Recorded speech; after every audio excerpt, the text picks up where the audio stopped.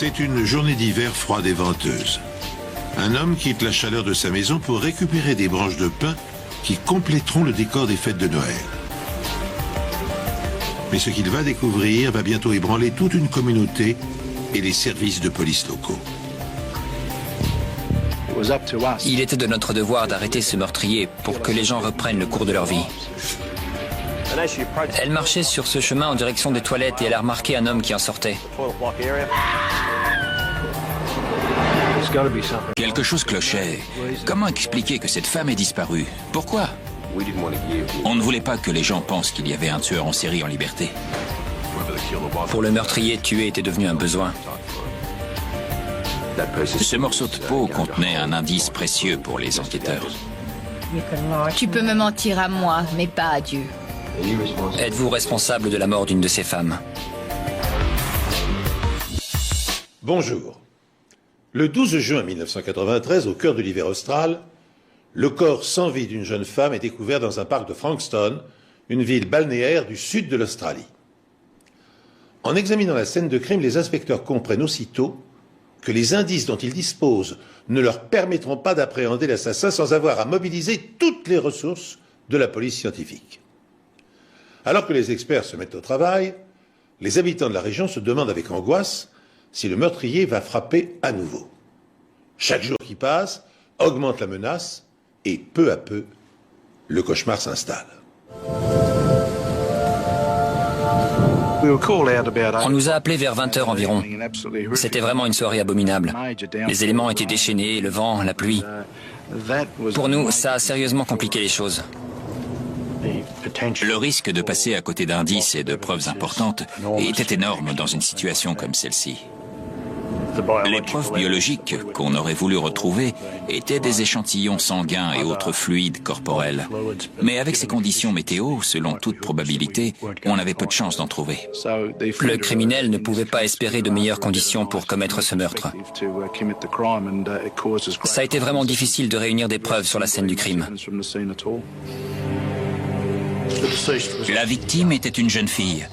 Elle était sur le dos et une branche très fine était posée sur elle. Je ne vois d'ailleurs aucune explication à la présence de cette branche. Ça ne servait pas à dissimuler le corps.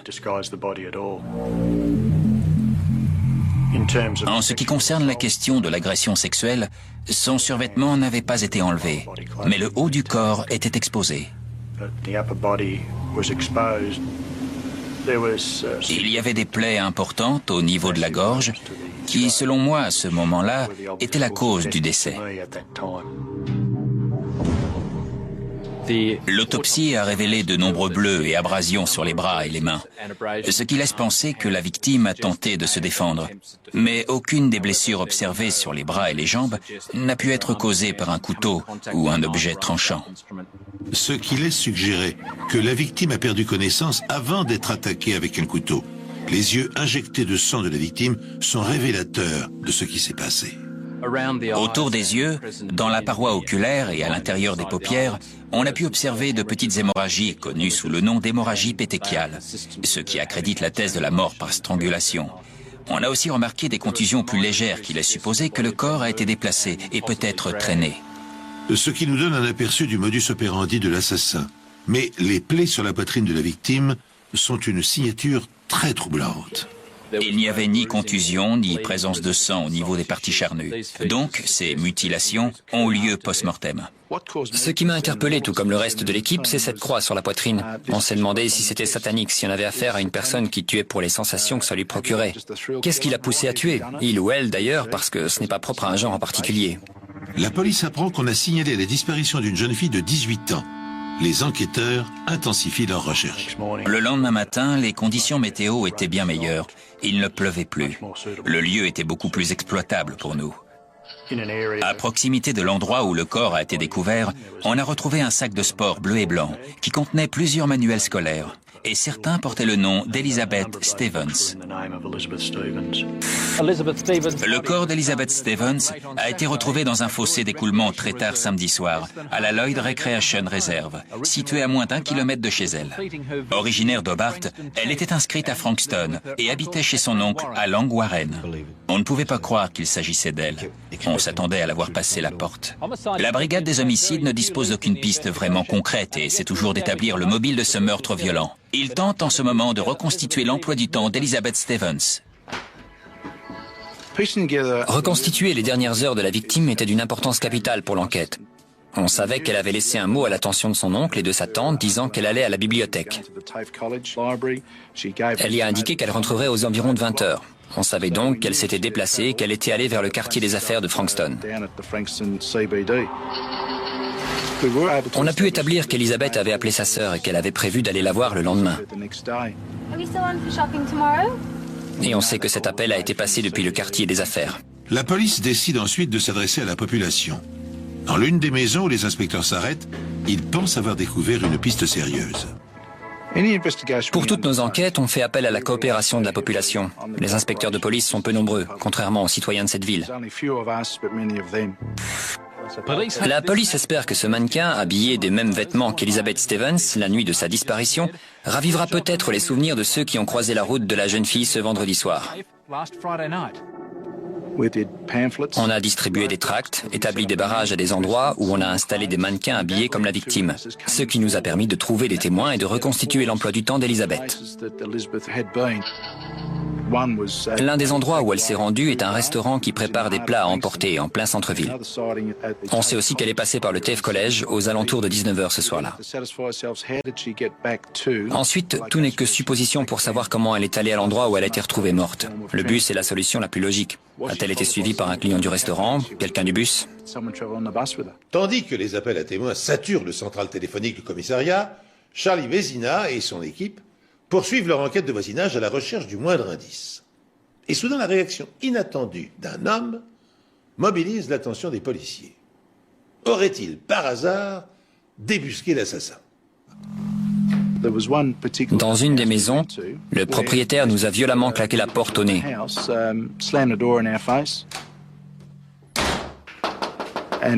Ce qui a forcément éveillé nos soupçons. On a donc fait en sorte d'entrer dans la maison, et il y avait du sang partout. Pour nous, il s'agissait d'une scène de crime. Mais en fait, le propriétaire s'était auto-mutilé et c'est tout. Mais il nous a fallu des heures pour l'éliminer de la liste des suspects. Pour la police, c'est presque un retour à la case départ. On passe d'un état d'excitation à l'abattement. Et c'est peu de temps après qu'on a appris la disparition d'une jeune femme dans la région de Frankston. Plus d'une centaine de bénévoles ont rejoint la police qui s'est lancée à la recherche de Deborah Ann Frim. On est complètement dévastés. On a un petit garçon qui est né il y a 12 jours. On n'y arrive pas, c'est trop dur. Tous les témoignages disaient que Debbie était une mère aimante, si heureuse d'avoir son bébé. Elle adore notre bébé, et elle-même. Depuis la naissance, c'était juste fantastique. On n'aurait pas pu être plus heureux jusqu'à ce que ça nous arrive. On s'est posé la question de savoir si elle souffrait de dépression postnatale, comme elle était une jeune maman. Mais cela semble improbable, et l'hypothèse est même rejetée par l'amie venue dîner chez elle la nuit où elle a disparu.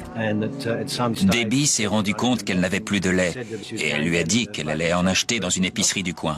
Elle a laissé le bébé à son amie pour aller en chercher, mais elle n'est jamais revenue. Évidemment, je me suis dit que quelque chose clochait. Comment expliquer que cette femme ait disparu? Pourquoi? Cette disparition prend rapidement une tournure tragique. La même nuit, à une station de là et 2 heures avant la disparition de Debbie, une autre jeune femme est agressée.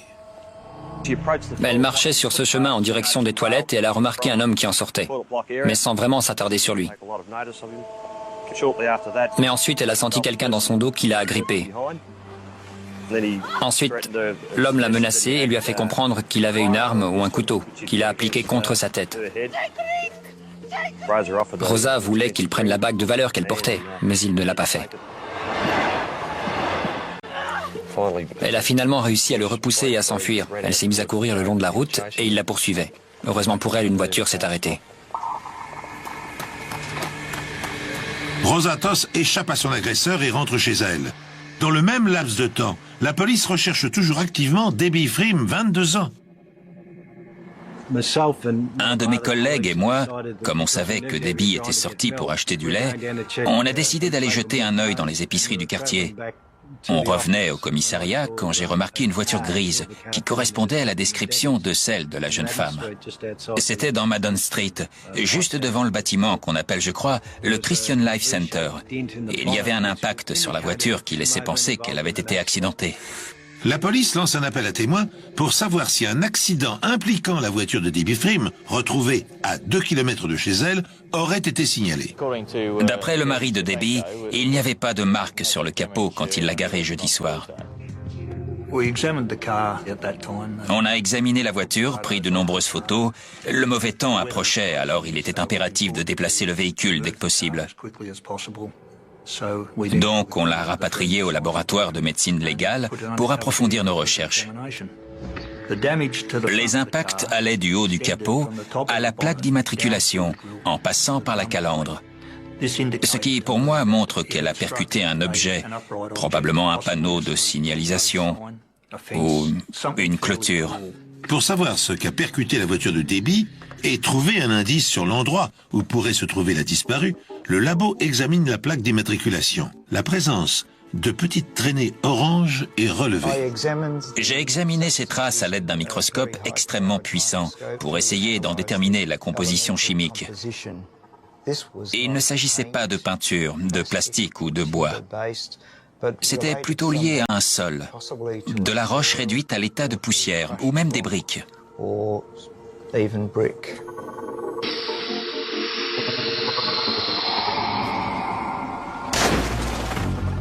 La voiture de Debbie a percuté un mur de briques. Des fragments sont restés incrustés dans le capot et la calandre. C'est l'hypothèse que retiennent les experts de la police scientifique. Pour autant, l'accident est-il survenu quand la jeune femme allait acheter son lait ou sur le chemin du retour? Comme ses courses et son portefeuille ont disparu, une autre question se pose. Était-elle au volant ou son agresseur conduisait-il la voiture à sa place? Et un détail va permettre de le déterminer. Quand j'ai examiné la voiture, j'ai remarqué que le siège conducteur était très incliné et reculé au maximum. Ça m'a laissé penser que quelqu'un plus grand que Debbie était au volant pour la garer sur Madden Street. Et j'ai trouvé des traces de sang sur des brins d'herbe sur le siège passager et d'autres traces de sang sur le siège conducteur. Ce sang est celui de Debbie Freem. Mais qui a conduit la voiture jusqu'à Madden Street? La jeune mère de famille est-elle toujours en vie? La police est arrivée à Carrum Downs, où le corps d'une jeune femme vient d'être retrouvé entre Wedge Road et Thompson's Road. Taylor's Road est une route qui n'est pas encore goudronnée. Il y a des champs de part et d'autre. Et le corps a été découvert entre des arbres et une clôture de barbelés. On a tout de suite supposé que c'était celui de Debbie Freem, disparu depuis plusieurs jours, et dont la voiture avait été retrouvée sur Madden Street, à Frankston. Les habitants à proximité de Seaford et Frankston vivent dans la terreur depuis ce second meurtre en quelques semaines. Le cadavre de Deborah Ann Freem a été découvert à proximité d'un chemin de terre à Carrum Downs, à 10 km de son domicile. Malheureusement, aucun indice sur la scène de crime n'est venu nous éclairer sur l'identité du meurtrier. On était toujours dans le flou le plus total à ce stade de l'enquête. Mais si la police ne relève aucun indice sur le tueur, il a pourtant laissé des signes révélateurs sur son passage. Des signes qui le relient au meurtre d'Elizabeth Stevens, dont le corps a été découvert un mois plus tôt. Le corps de la victime était recouvert de branches. Et même si je ne suis pas allé là où le cadavre d'Elizabeth Stevens a été découvert, je savais qu'on avait également relevé la présence de branches sur elle.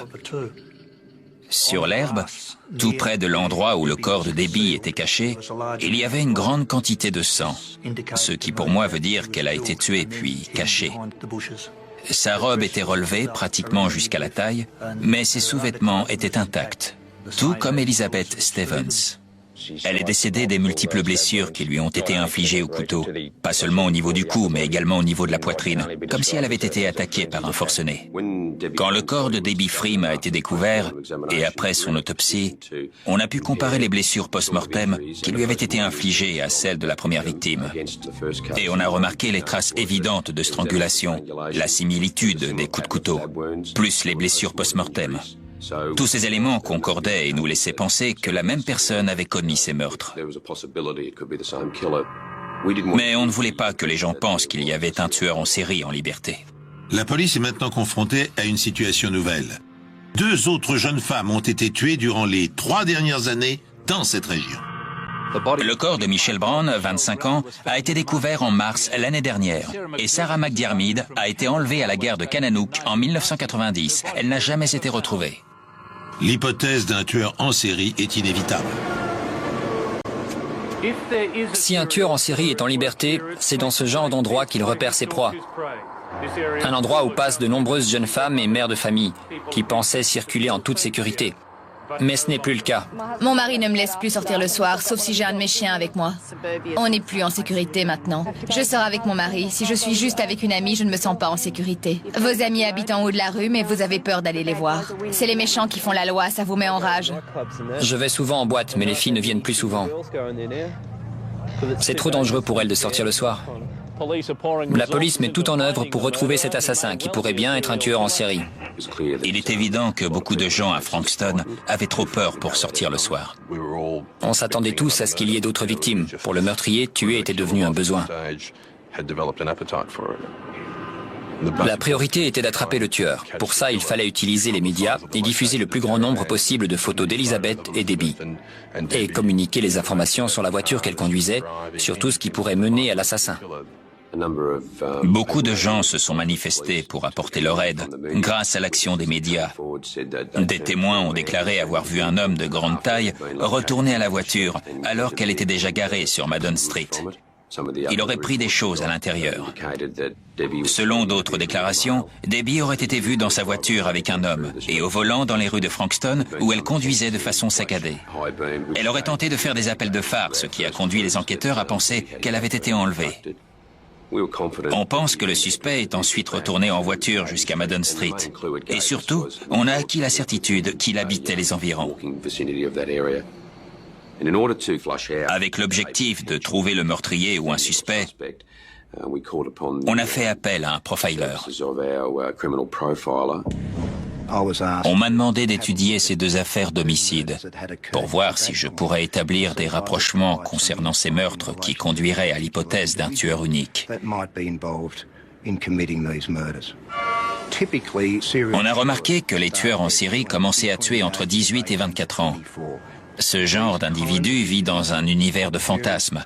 Ils éprouvent énormément de plaisir en prenant le temps de choisir leurs victimes, la façon dont ils vont procéder pour les tuer et en imaginant quelles sensations ça va leur procurer. Si vous passez la plupart de votre temps à fantasmer, difficile d'exercer une activité professionnelle avec des responsabilités. Pour moi, il y avait suffisamment d'éléments prouvant que le tueur habitait forcément la région. Il n'allait pas commettre un meurtre dans un endroit complètement inconnu, parce que ce serait plus risqué. C'est pour cette raison qu'il devait être des environs. Il n'attirait pas l'attention. Les conditions étaient idéales pour lui.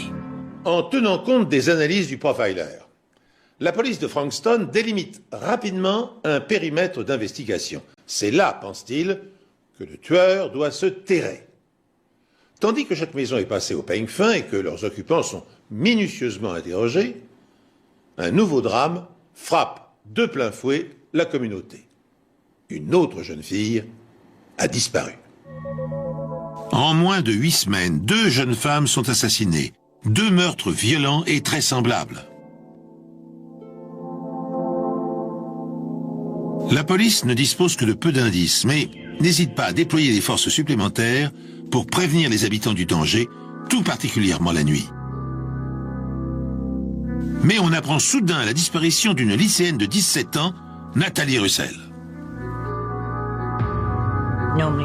D'habitude, Nathalie va au lycée à vélo. Mais comme il pleuvait, j'ai décidé de l'accompagner. Je l'ai déposée en lui disant, comme souvent, « Appelle-moi si tu veux que je vienne te chercher ».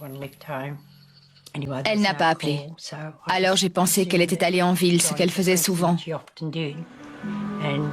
Mais quand le bus est arrivé à 18h15, Nathalie n'était pas dedans. J'ai commencé à m'inquiéter. Le bus suivant est arrivé un peu après 19h et quand j'ai vu qu'elle n'en descendait pas non plus, j'ai dit à Brian, il se passe quelque chose. Je me suis présenté chez monsieur et madame Russell. Je me souviens que madame Russell était très nerveuse. Elle se tordait les mains. Je pense qu'elle se disait que quelque chose de terrible avait dû arriver. C'est d'ailleurs ce qu'on s'est tous dit cette nuit-là. On avait une photo de la jeune fille. On a aussi pris la description des vêtements qu'elle portait ce jour-là et on a noté sa taille et la couleur de ses cheveux. Et on a tout de suite demandé aux parents si elle avait appelé une amie, quelqu'un. Mais personne ne l'avait vue depuis la fin des cours. Pour se rendre au lycée, Nathalie a le choix entre la route classique et une piste cyclable enclavée entre deux terrains de golf. C'est en fait un raccourci que prennent souvent les élèves pour rentrer chez eux. Et c'est l'endroit logique pour commencer les recherches. On est arrivé à un endroit où il y avait un énorme trou dans le grillage, juste à côté d'un poteau métallique. La première chose que j'ai remarqué, c'est qu'il y avait des empreintes laissées dans le sang sur ce poteau. Et en avançant vers les buissons, j'ai vu un sac de cours identique à celui que tous les lycéens portent.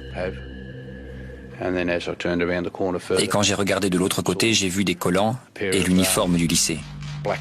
Et tout le monde s'est tout de suite dit qu'il s'agissait de Nathalie. J'ai demandé s'il s'agissait d'une jeune fille. On m'a répondu oui. J'ai demandé si elle portait un uniforme. On m'a encore dit oui. J'ai dit celui du John Paul College. Encore un oui. Et là, je leur ai dit, ça ne peut pas être Nathalie. Elle est forte. Elle ne se serait pas laissée faire. Elle n'aurait laissé personne lui faire du mal. Ce que je peux dire pour avoir été sur la scène du crime, c'est que Nathalie s'est beaucoup débattue. Elle a vraiment essayé de repousser son agresseur. Toute l'herbe était quasiment arrachée à l'endroit où elle a été retrouvée. Elle a certainement tout tenté. Malheureusement, il était plus fort qu'elle. Le corps de Nathalie Russell, une lycéenne de 17 ans, a été découvert à 21h la nuit dernière, un peu plus de 2 heures après le début des recherches intensives menées par la police dans la région. Ce meurtre survient après celui de Deborah Frim, il y a 3 semaines, et celui d'Elizabeth Stevens, le 12 juin. Les enquêteurs confirment qu'elle est décédée des multiples coups de couteau portés à la poitrine et cherchent actuellement à mettre en évidence des points communs entre les meurtres. Comme pour les 2 autres victimes, on a remarqué des ressemblances évidentes. Mais dans ce cas-là, la différence la plus marquante, c'est que l'assassin a pris plus de risques. Et il avait clairement décidé de ne pas attendre la nuit pour frapper. Le fait d'avoir fait un trou dans la clôture lui permettait facilement de sauter sur n'importe quelle personne passant par là pour l'attirer de l'autre côté, sans oublier le chemin qu'il a utilisé. C'est vraiment très osé d'agir comme ça. Dès le lendemain matin, les experts de la police scientifique ratissent la scène de crime à la recherche du moindre indice. Le tueur en série a-t-il cette fois commis une erreur? Les policiers vont-ils parvenir à exploiter une marque, une indication, un résidu? Vont-ils enfin retrouver sa trace, l'identifier et mettre un terme à l'hécatombe?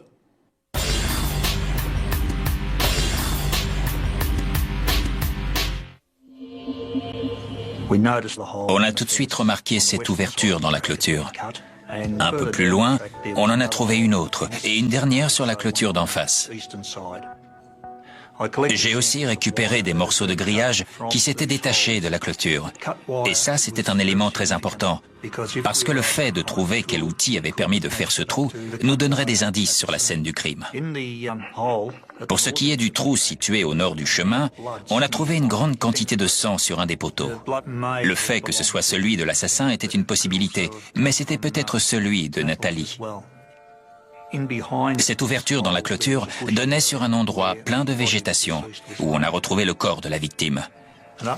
On a retrouvé un genre de lanière en cuir, très semblable à celle que l'on fixe à des jumelles. Et il y avait du sang dessus. Et si on les avait utilisées pour étrangler la victime, elles auraient cassé. Et c'est précisément ce qui est arrivé. Le rapport d'autopsie fournit lui aussi des pistes sérieuses. Dans la plus grave des lésions au niveau du cou, on a retrouvé un morceau de peau de 2,7 cm sur un demi-centimètre. On a procédé à une analyse plus poussée. On y a relevé des stries, ce qui laisse suggérer que cette peau provient d'une main. Et apparemment, pas de celle de Nathalie. Ce morceau de peau allait devenir un indice précieux pour les enquêteurs. Des tests ADN allaient nous permettre de faire un rapprochement entre la scène de crime et l'assassin. C'était le lien entre Nathalie et son agresseur. Police et bénévoles sont toujours à la recherche d'indices. Des dizaines de golfeurs ont été privés de parcours aujourd'hui, un périmètre de 3 km² ayant été bouclé. Nous sommes disposés à entendre toute personne ayant aperçu quelqu'un, en particulier un homme, rôdant autour des terrains de golf. Et c'est un jeune agent fraîchement diplômé de l'académie de police qui va répondre à cet appel. Il détient la pièce manquante qui fait cruellement défaut aux enquêteurs. D'après le profiler, le tueur aurait entre 18 et 24 ans, serait sans emploi et habiterait les environs. La police se lance dans une opération de porte-à-porte dans un quartier ciblé, celui où l'assassin résiderait. Plus de 150 inspecteurs de tous les services de police confondus sont mobilisés dans la région de Frankston pour le début de l'opération baptisée Pulsar. L'inspecteur Wilson va bientôt découvrir une piste intéressante. 2 jeunes agents de police ont fait leur rapport et signalé un incident pour lequel on leur avait demandé de se déplacer la veille, le jour où Nathalie Russell avait disparu. On nous a demandé d'aller à Sky Road, dans la localité de Frankston, où un véhicule suspect avait été signalé. C'était une Toyota Corolla jaune. La voiture est garée face à la piste cyclable qu'utilisent tous les lycéens, y compris Nathalie. C'est une employée de la poste qui l'a signalée à la police. C'était vendredi vers 15h et j'avais presque terminé ma tournée. C'était bientôt la fin des cours et j'ai remarqué cette voiture qui n'avait pas de plaque. Il y avait un type dans la voiture. Il avait les bras croisés et après j'ai vu qu'il essayait de se cacher derrière le volant. J'ai continué ma tournée jusqu'à une maison où les propriétaires étaient là. Je le savais. C'est de là que j'ai appelé la police. Quand on est arrivé, il n'y avait personne dans ou à côté de la voiture. Pas de plaque d'immatriculation non plus. Et on a remarqué que sur la carte grise du pare-brise, il y avait un numéro provisoire. On a relevé ce numéro.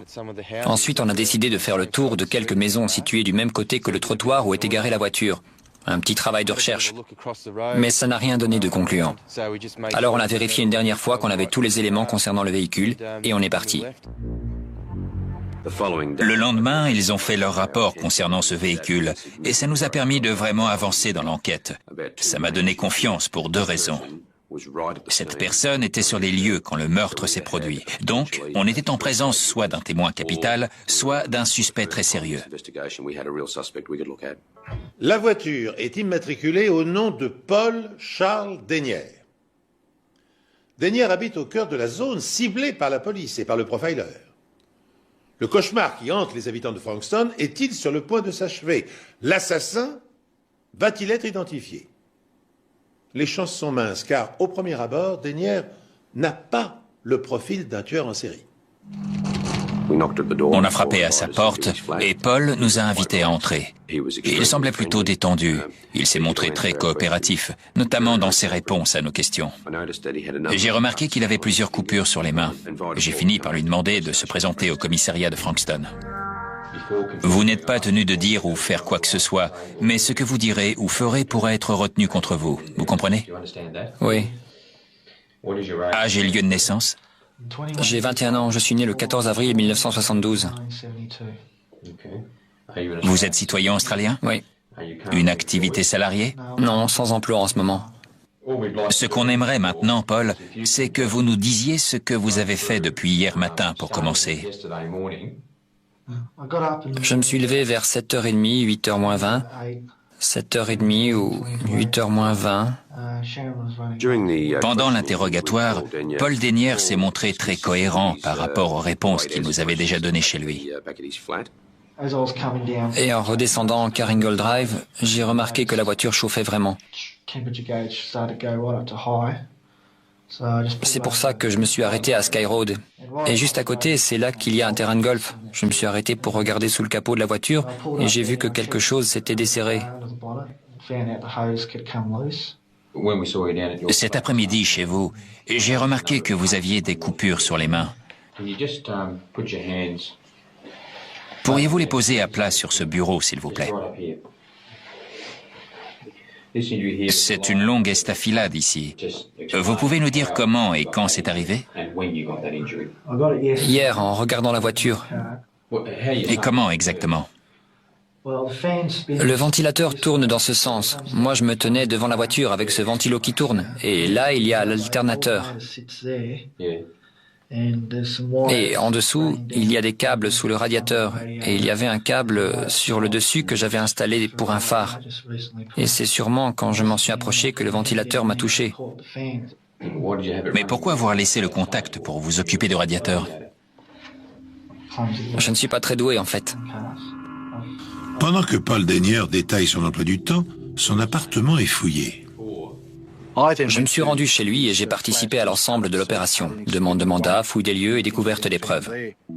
Les enquêteurs mettent la main sur des couteaux et plusieurs vêtements suspects. Dans la voiture, ils trouvent une paire de jumelles sans lanière et parmi ces nombreux outils, des pinces. Ça a forcément renforcé nos convictions. Rien à voir avec l'impression qu'on avait eue quand ce type nous avait claqué la porte au nez. Cette fois-ci, on savait qu'on était en présence d'un vrai suspect. Pour en avoir une confirmation scientifique, les pinces sont déposées au laboratoire médico-légal. Elles sont utilisées pour couper du fil de fer barbelé. Chaque paire de pinces laisse une marque bien distincte lorsqu'elle est utilisée pour couper, comparable aux empreintes digitales chez l'homme. Toute trace d'usure, toute imperfection sur les lames se reporte sur le fil qu'elle coupe. Ces tests en laboratoire sous microscope révèlent que les marques laissées sur le fil de fer barbelé sont identiques à celles de la clôture sur la scène de crime. Savez-vous qu'une jeune fille a été assassinée à Frankston? Oui. On est samedi aujourd'hui. Quand l'avez-vous appris? J'ai vu des voitures de police arriver ce matin quand j'arrivais sur Sky Road. Il y avait des bénévoles aussi.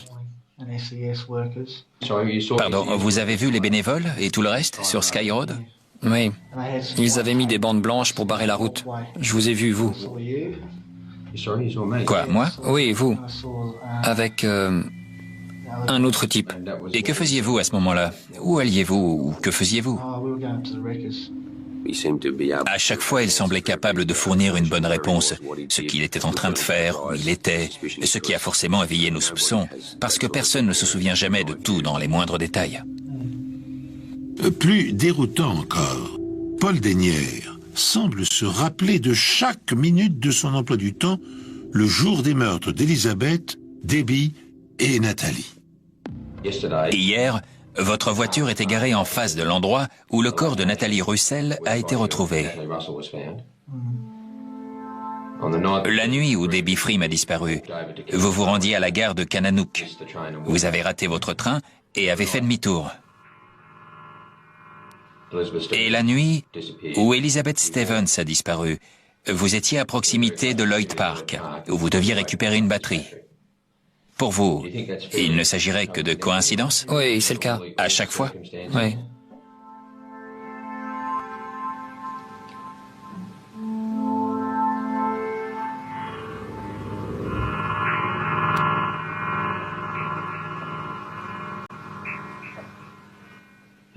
Êtes-vous responsable de la mort d'une de ces femmes? Non.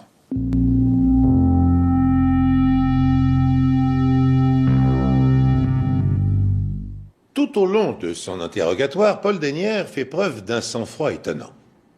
Il répond avec calme et précision aux questions de Rod Wilson, avance des arguments logiques et crédibles pour justifier sa présence à proximité des scènes de crime et finit même par semer le doute dans les esprits des enquêteurs. En dernier ressort, le policier lui demande de se soumettre à une comparaison d'échantillons d'ADN. Un test imparable, fiable, à plus de 99%.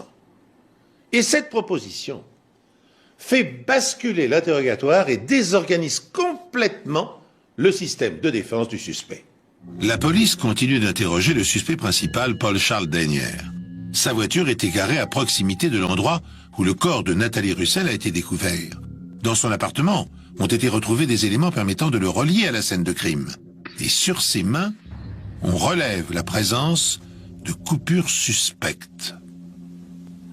On a besoin d'effectuer un prélèvement sanguin pour confirmer ou infirmer votre implication dans ces meurtres. On lui a demandé d'effectuer un prélèvement, ainsi que l'autorisation de prélever d'autres tissus pour les comparer à ceux trouvés sur Nathalie Russell. C'était le seul moyen de le relier au meurtre. On va faire une pause. Vous voulez un café ou un verre d'eau? Un autre café. Vous le prenez comment? Avec du lait et de sucre. Je vous fais apporter ça. On fait une pause.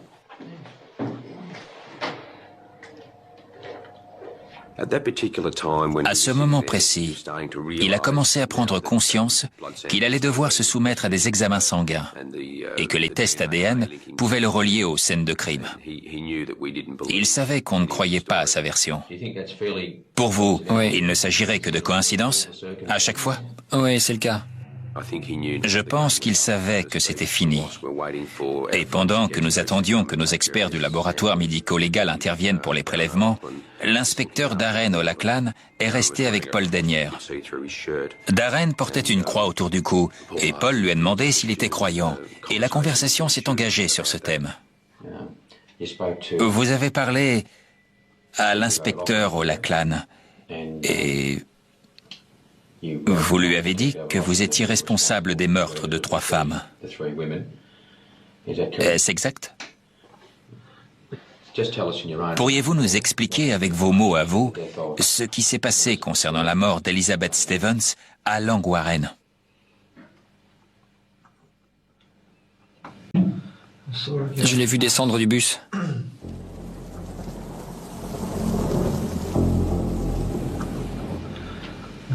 Je l'ai suivi. J'ai mis ma main gauche sur sa bouche, comme ça, et braqué un revolver sur sa tête, comme ça. J'ai commencé à l'étouffer avec mes mains. Et elle a fini par s'évanouir au bout d'un moment. Après, j'ai sorti un couteau. Et ensuite, j'ai traîné son corps là où on l'a découvert. Et j'ai mis 2 branches d'arbres sur elle. Pouvez-vous me dire pourquoi vous l'avez agressée cette nuit-là? Parce que c'est juste que j'ai ressenti cette envie. Quel genre d'envie? Vous pouvez être plus précis? J'ai eu envie de tuer. À partir du moment où il a admis les faits, il n'a absolument pas cherché à dissimuler quoi que ce soit. Il était évident qu'il voulait nous raconter tout ce qui s'était passé. Dites-nous ce qui est arrivé. La voiture était garée là. On parle de celle de Debbie Frim? Oui, une Nissan Pulsar. Je marchais dans cette rue. Je l'ai vue descendre de voiture. Elle est entrée dans cette épicerie et moi je suis monté à l'arrière. La voiture était garée juste en face, ce qui fait que je pouvais la voir d'où j'étais. Pourquoi l'avoir choisie, elle? J'ai ressenti le besoin de le faire à ce moment-là. Et ensuite, que s'est-il passé? Elle est ressortie. Je l'entendais avancer vers la voiture et moi j'étais caché à l'arrière. Elle est remontée en voiture sans me voir. Elle a commencé à manœuvrer pour faire demi-tour. C'est là que j'ai sorti un revolver. Elle a foncé dans ce mur. Elle l'a percuté où? Ici, je crois. D'où l'impact sur le capot. Et après, vous avez pris la direction de Kananook Avenue? Il était complètement détaché de tout ça, comme si cela n'était jamais arrivé. Il racontait les choses avec beaucoup de froideur. Il conduit Debbie vers Taylor Road. Il tente d'abord de l'étrangler avant de la poignarder, tout comme Elizabeth Stevens. J'ai traîné son corps sur 1 mètre environ vers les arbres et je l'ai laissé contre la clôture où on l'a retrouvé. Après, j'ai cassé 2 branches de l'arbre le plus proche et je les ai posées sur elle. Je suis remonté en voiture, j'ai réglé le siège parce qu'elle était beaucoup plus petite que moi et j'ai pris la direction de Madden Street. Pourquoi Madden Street? Ni trop près ni trop loin de chez moi. Le lendemain, plusieurs témoins décrivent un homme ressemblant à Paul Dennière qui serait retourné à la voiture de Debbie pour récupérer ses courses et son portefeuille. Je voulais connaître son nom et voir ce que contenait son portefeuille. Je l'ai enterré sur le terrain de golf. Vous pouvez nous montrer où exactement? Oui, avec précision. Comment allez-vous le retrouver? Je le retrouverai. Vous nous avez conduits jusqu'ici, jusqu'à l'ouverture faite dans le grillage. Et c'est donc par là que vous avez enterré le portefeuille? Il creusait avec un peu d'acharnement, et on avait presque envie de lui dire de ne plus rien faire, que de toute façon on allait le retrouver. Mais il ne pouvait pas s'en empêcher. Comme pour nous prouver qu'il disait vrai. Il avait peur qu'on ne le croie pas.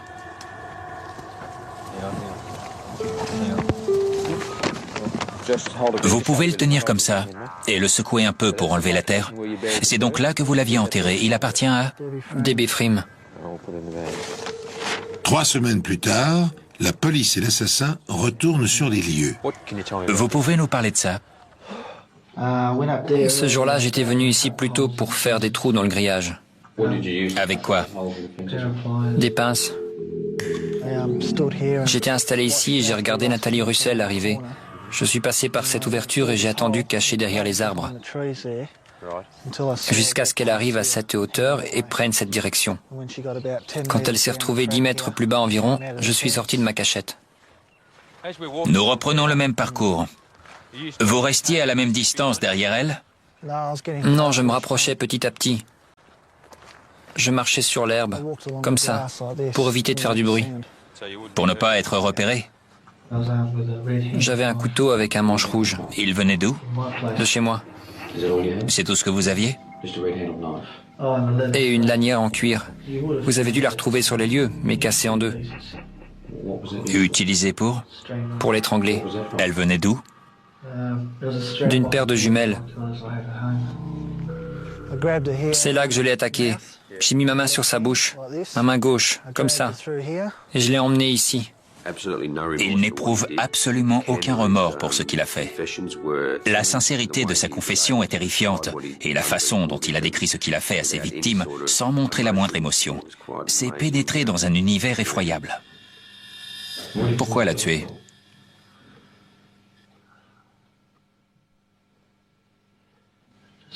Pour la même raison qu'avant. En fait, j'ai toujours eu envie de tuer. Depuis quand? Depuis que j'ai 14 ans environ. Paul Dennière reconnaît avoir assassiné 3 jeunes femmes et décrit les meurtres sans la moindre émotion. Mais il admet également avoir agressé Rosa Toss la nuit où il a tué Debbie Frim. C'est arrivé plusieurs semaines après Elizabeth Stevens. Oui, j'étais dans cet état comme tous les jours. Et cette pulsion est devenue plus forte jusqu'à ce que j'en arrive là. Vous aviez la même arme? Oui, la même. C'est celle que vous aviez quand vous avez agressé Elizabeth Stevens? Oui, c'est celle-là. La même pour Deborah Frim? Oui. La même pour la jeune femme de Seaford? Oui.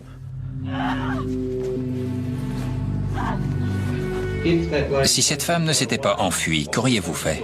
Je l'aurais tuée. Rosa n'est pas la seule à avoir échappé au tueur. Ça fait plusieurs années que je repère des femmes comme ça, à Frankston. J'attendais juste l'opportunité de passer à l'acte, le bon moment.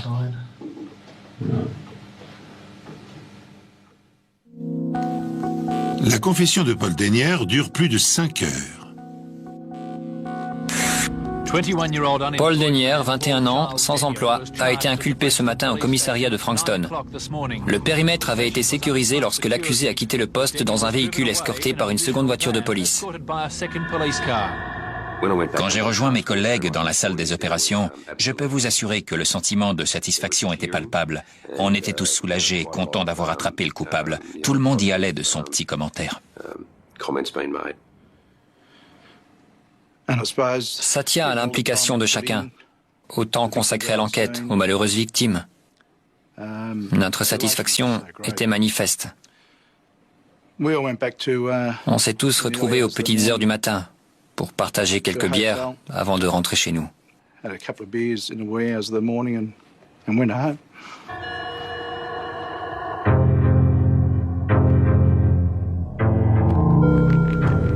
Quand tout a été terminé, il s'est levé, il s'est avancé vers moi, il est resté devant moi et il a juste dit « Je suis désolé ». Et je me suis dit « Tu peux me mentir à moi, mais pas à Dieu ». Une fois le jugement rendu, la presse révèle des pans entiers de la pitoyable existence de Paul Dennière. On apprend ainsi que le profil de l'assassin coïncide en tout point avec celui d'un tueur en série tel que les décrivent les manuels de criminologie.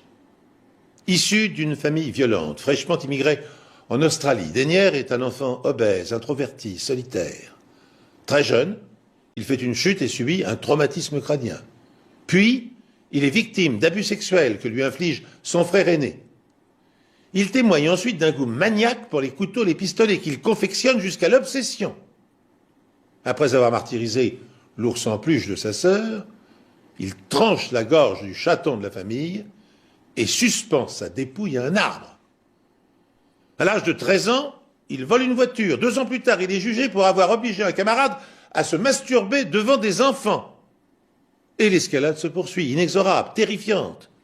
Devenu adulte, il s'attaque à 2 chèvres dans le champ voisin de son travail qu'il dépece avec sauvagerie. Dès lors, plus rien ne semble pouvoir l'arrêter. Devenu asocial, il se fait licencié des emplois subalternes qu'il occupe. Enfin, en 1992, un an avant les meurtres, il cambriole l'appartement de ses voisins, détruit leur mobilier, lacère leurs vêtements, tue la chatte et ses chatons, les découpe en morceaux et éparpille leurs entrailles sur les murs. Que pouvait-il advenir d'un être à ce point pervers et perturbé? Seuls des soins psychiatriques appropriés auraient pu, peut-être, stopper le monstre avant qu'il ne s'en prenne à des jeunes filles. Pour nous, ça a vraiment été un énorme choc. Après avoir fait subir ces choses horribles à ces jeunes femmes, le fait que le tribunal n'ait prononcé qu'une peine de 30 ans pour 3 meurtres, c'est scandaleux. Malheureusement, combien de fois se retrouve-t-on confronté à cette situation? À leur sortie de prison, il recommence. Il ne pourra jamais s'en empêcher. C'est ce qu'il est, c'est tout. Un assassin. Le 20 décembre 1993, pour avoir assassiné 3 femmes et en avoir agressé une autre, Paul Dennière est condamné 3 fois à la prison à vie sans possibilité de libération conditionnelle. En rendant son verdict, le juge déclare que la peur que le tueur en série a fait régner restera longtemps gravée dans les mémoires de milliers de femmes.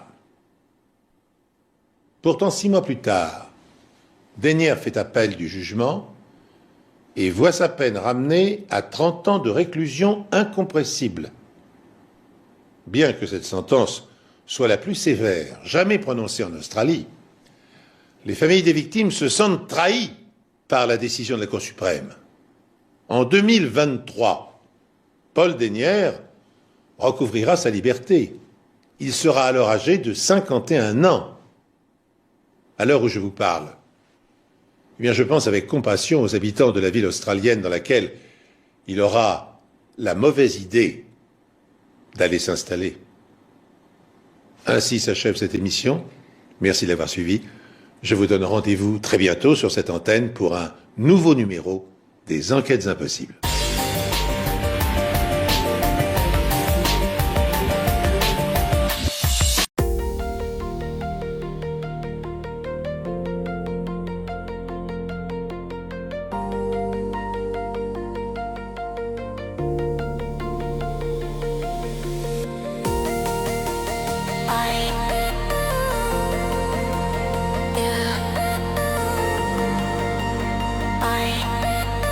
I